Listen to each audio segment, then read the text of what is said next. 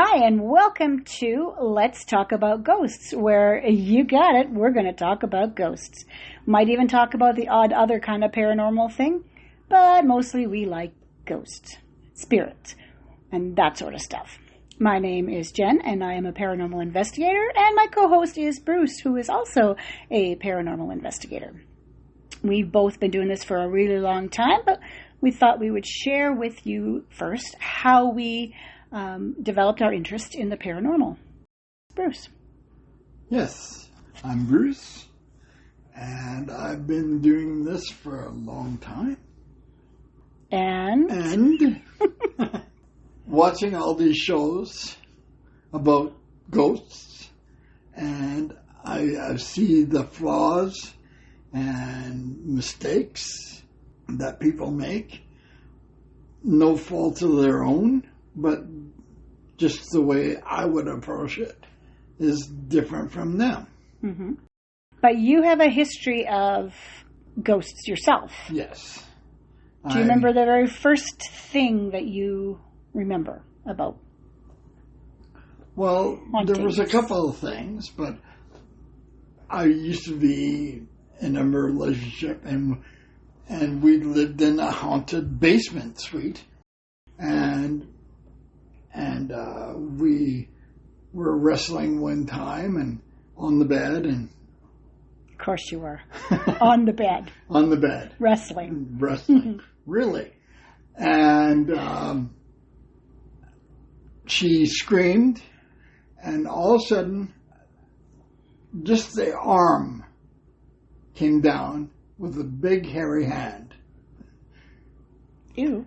Thumped the bed and rocked it. We both looked down at it, and we both seen it appear and disappear. So a hand hit the bed hard. Hard enough to shake it. That's pretty hard. That is.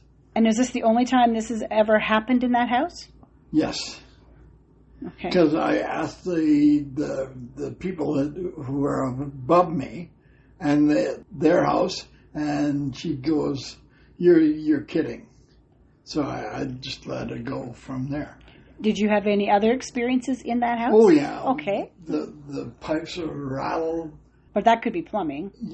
Yes, but we did those experiments where you put a ace of clubs or spades or something, I forget which one it was, on the table under a glass, face down on the table. Mm-hmm. In the morning, I got up and it was face up under the glass. Interesting. Now, was the glass like you know how people tipped it up so you just put it over the face of the card, and they say if that happens, you got a ghost. Well, okay. And we had a ghost. You had a ghost. Yes. Okay. Anything else happened at that house that you can recall, or no? No. Okay. And you had one more story that you told me about once a while back, which kind of creeped me out a little bit, when you were on the bus. Yes. I was on the bus. Well, to lead up to it, I was a cancer survivor. And I used to have a cross that I wore every day. And I was going on the bus, and a gentleman sat down across from me. And you know when a person approaches you and sits next to you in your space, you gotta get a feeling. Mm-hmm. Well, I got this feeling because I was reading a paper, and my eyes came over the paper, and I looked into his dark, almost black eyes. They were dark. And he says, "Hi," and I said hi back, and we started, a simple conversation, and he was dressed and not bus clothes, not business clothes. He looked put together. And like the hair was perfect and stuff. And his smile, is very inviting, but his eyes creep me out. We're talking, and I had my cross under my shirt, and So he couldn't have known what it was. He couldn't have known that I had a cross on. Okay. And he took his nail and he fished out my cross. You mean he reached across? He reached across and fished out my thing. That's so fast. Creepy. Yeah. And he goes, these things, he doesn't care about you. And I said, well, I was a cancer survivor. I had 400 nuns praying for me every day. I have a little faith. And I said, not a little faith, I have a lot of faith. And he goes, well, I hate to say it, but he doesn't care about you. I said, well, he cares enough about me to let me live. And I'm thankful for that. And he smiled, the big smile, perfect white teeth. And it was my stop. I rang the bell and I got up and I said, well, it was nice meeting you. And he goes, yeah, you too. We'll see each other again sometime. So that was it. So why did you think that this was something odd? He's just talking to you. It's a feeling. It's a feeling that you get when you're in danger. The flight or fight hit me so bad that like when I left the bus, I was trembling. You said there was something about his eyes. Oh, dark, almost black eyes. Did he have any whites around his eyes? Well, yeah, he did, but it's, just the eyes themselves. The eyes. The colored part. When he looked at you, you would swear he was looking through you. Like, he knew the answers to the questions and, it was just, it's wow. It was weird. And have you ever seen this person since? No. So why do you think he said he'd see you again? Maybe when my time comes. You'll be watching for him? You'll be watching for me. Huh? But I swear, if there is a devil, he was that. He gave you those kind of creeps? Yes.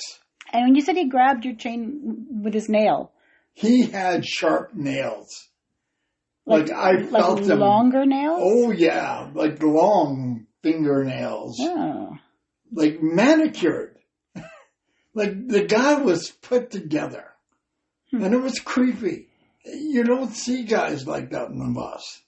No, but you see them on TV. Lucifer Morningstar. Yeah, well, yeah. Yeah. Well, my story is nothing like that. And you've heard my story before.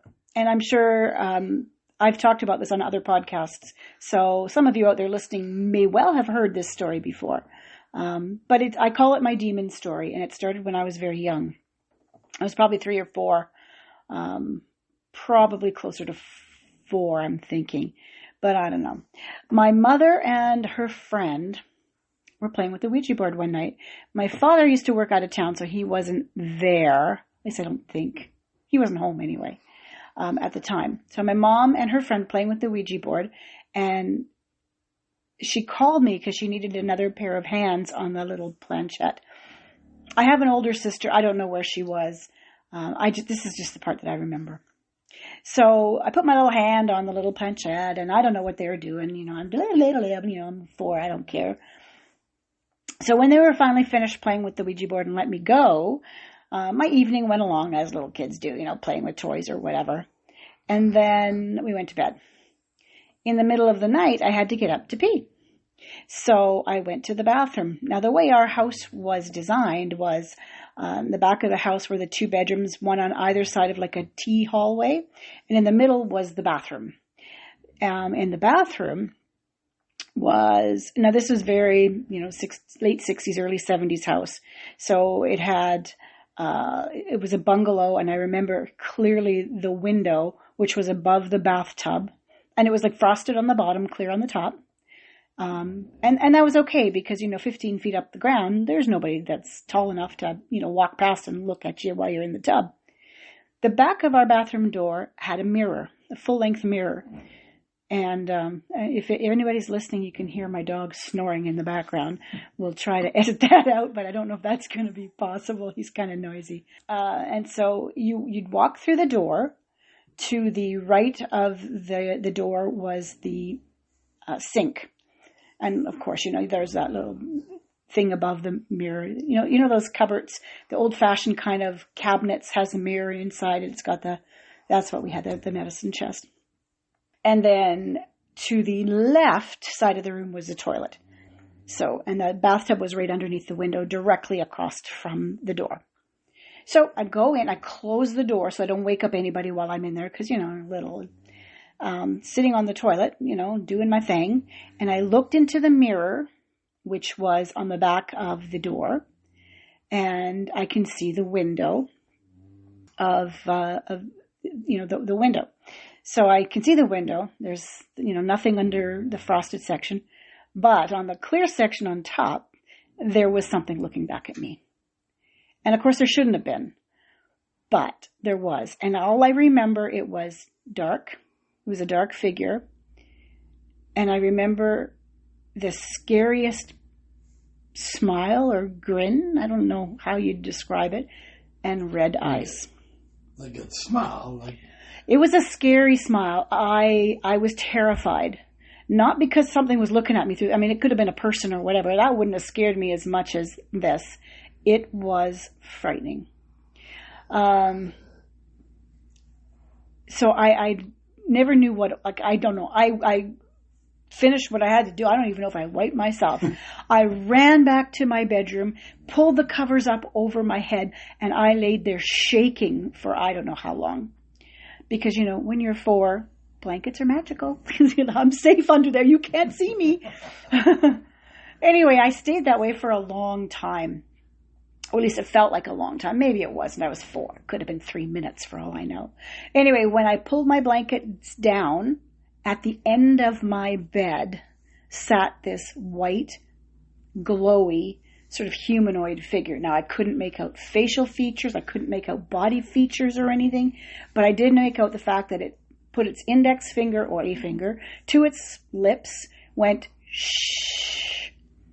And I remember feeling safe and not scared, and I went back to sleep. I truly, to this day, believe that was my guardian angel, keeping me safe from whatever it was that was at that window. And that's the story that really sparked my paranormal journey as I put that to the back of my mind for the longest time. And then coincidences kept happening, things kept happening in my life, which made me start to question, what was it that I saw and what was at the end of my bed? So I am of the opinion now that whatever was in that window was a demon. And it was because I had been playing with the Ouija board. Now, I don't know if my mom shut that Ouija board down properly. Like, you have to make sure you close off that session properly. And if you don't, it opens the doors for lots of things. I don't know if she did or not. I do know that the next day I told, I guess my dad was home. I told my dad that something was looking at me through the window. Now, they didn't believe me that they thought I was having a dream or something. But he went out and humored me, and he said, well, he'll look around. There was no marks underneath the window, no ladder marks, because somebody would have had to have been on a ladder. No ladder marks, no footprints, nothing. My dad said, are you sure you saw something? I know what I saw. So my mom decided to get rid of the Ouija board because she kind of creeped out. She threw it in the trash, and she watched the garbage men take it away. The next day, it was back on the shelf in a closet where it was kept. That's the creepiest thing ever. Wow. Yeah. I know you're not supposed to do this now, but at the time, I guess nobody knew, but she decided that the only way to get rid of it was to burn it. So they burned it into the burning barrel in the backyard. And I just remember colors coming out of the burning barrel that shouldn't have been coming out of there. Just these bright, vivid colors. But they never came back after that. I will not have a Ouija board in my house to this day. I don't want anything like that. So that's our stories about what got our interest going in the paranormal. But as an adult, Bruce and I both lived in this small town in southern Alberta called High River. And we lived in a mobile home, which strangely enough was right across the street from a cemetery. Now, we didn't have any problems with our neighbors across the street in the cemetery until we had this massive flood there in 2013. This flood decimated the town, and it disturbed quite a few of the graves. I don't think anybody kind of floated to the top, but the headstones were damaged. Yeah. And after that is when we started noticing things. Yes. I never got a good night's sleep after that. I would see people in the backyard, and they were gone. I could hear them in my bed next to me and poking at me. Oh. Waking me up. Well, I never had anybody poking at me. But the one, well, I should say, first of all, we never really acknowledged that there was anything there at first. Yeah. Because who wants to acknowledge that they live in a really scary haunted house? Nobody. So I used to work in an office building in town, and there was one day that I got home from work, and Bruce asked me why I'd come home earlier, and I didn't understand what he meant. Yes. You want to tell that part of your story? Well, yeah. I was in the shower, and I heard the door open. To the bathroom? To the bathroom, because I was in that bedroom. It was the laundry room and the bathroom. And we had a door between the master bedroom and the bathroom. Yeah. As well as the one in the hallway. So I shut the one door so keep the heat in. Mm-hmm. And I heard the door open, and I seen a shadow about your height. Walk past the bathtub. Yeah. Okay. And tap at the shower curtain. So I figured it was you. And I said, hi. And I said, I'll be out soon. So I finished showering and got dressed and walked around the trailer, and you were home. Yeah, and I had a very similar experience, I don't know, maybe a week or so later. Same thing, you weren't in the house. I don't know where you were, if you were outside or gone for a walk or something. And I was in the shower, and I saw a shadow walk past the tub. And again, I thought it was you, so I never said anything. But then later on, and that was all. It was no tapping of the curtain or anything. I just, somebody walked past, like on the way through, one door out the other one, because there was two doors. I think it was later that day, I asked where you were or what happened. And that's when you said that you weren't there. And then you told me about your story, and we discovered that we are sharing our space, apparently, with some spirits. And from then on, it just took on a life of its own. Yeah. I remember waking up in the middle of the night. Well, I guess it wasn't. I don't know if it was the middle of the night. I remember waking up. You were watching television at the front of the trailer in the living room. And I guess I'd been working nights or something. Anyway, I woke up. It was because something was right at my ear. And it woke me up enough that I stood straight up in bed. But it was like this old, I don't know, farmer's voice or something going, ooh-wee, what's here? And I'll never forget that sound. And I sat straight up. I went turning towards where the sound was, and I hit my nose on the wall because I was so close to the wall. So nothing could have been there. That scared the hell out of me. And then after that, we started smelling cigarette smoke when neither of us smoke. Every cupboard door was open. Yeah, you in the kitchen cupboards. I never had trouble with that. But I would smell my brother, who had recently passed away, his god-awful cologne. Every once in a while I would smell that. So we started well, I don't know about you, but I started setting ground rules. And one of the first things I said, because it creeped me out knowing that something had walked past while I was naked in the shower. And if that was my brother, that was very inappropriate. So I set some rules saying, if I'm in the shower, if I'm in the bathroom, you are not allowed to come in. And after that, I never had anybody come into the bathroom. Yeah, but I said something similar and it got worse. So. Apparently they have no respect for you. But you had trouble with people talking a lot. You'd hear them talking all the time. All the time. I have to sleep with the TV on. I still have to sleep with the TV on because I hear stuff. And because you were sleeping with the TV on, you couldn't sleep in the master bedroom anymore because I can't sleep with the TV on. So you'd have to sleep in the room right by the living room or the kitchen.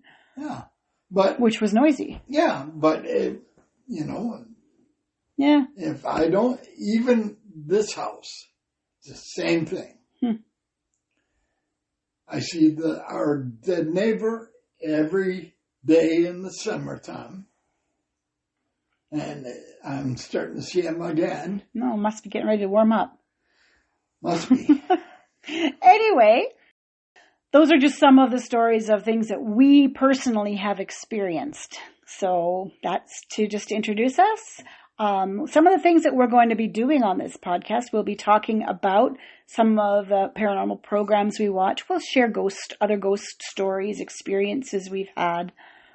But this is just a nice way to get to know us and hopefully get to know you. If you've got any thoughts or questions, please feel free to drop us a message on our Twitter account. Or in the box below, there's a little message box that you can send us a message. Yeah, and if you have trouble with ghosts, and if you're not out of Canada or too far east, give us a call. Give us a call. Send us a message. If we can't help you, we can hook you up with somebody who can. Because we've got a great network of other paranormal investigators that we can help you with.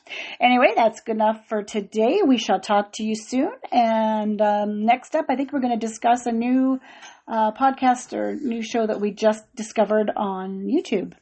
Until then, happy haunting. Bye now. Bye.